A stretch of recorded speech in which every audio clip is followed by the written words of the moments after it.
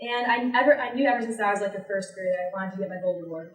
I was really inspired too, but I wasn't really sure of the topic, and I kind of really researched and tried to brainstorm one. And this boy right here, Cullen Happy, he's a year older than me, and he attends Brother Rice, which is the brother school to Marion, my high school. And he committed suicide on my birthday. I did not know him, and I wasn't close with him, but that was really sad. And I've always been fascinated by people and how the human brain works. And suicide and just the roots of it, and depression, people who have trouble coping, that's always been intriguing to me. So then, a couple months later, my St. Hugo classmate Javi's older brother Morgan Adams committed suicide. And that was perhaps even a bit more sad because I actually knew him, I would see him at church, and I just was not expecting that. So I decided that I wanted to do a project on suicide and how to prevent it and how to cope. Because I have a lot of friends who are depressed, and yeah, that might just be a normal part of being in high school, but I would never want anyone else that I know to commit suicide because that is just so tragic. So my community need was to provide resources for teen depression and suicide prevention. So at my school, we have A and B lunches, and I had a board.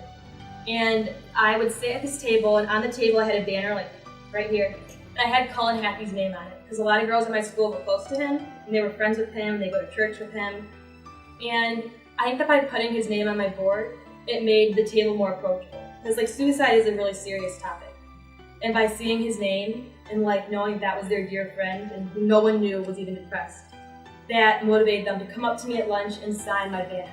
And what my project was I had this banner out, and by signing my banner, the students were pledging to be a safe voice. And what this means is that if they had a friend who was depressed or was feeling sad and may have talked about maybe ending their life, that they would take this card right here, which I have.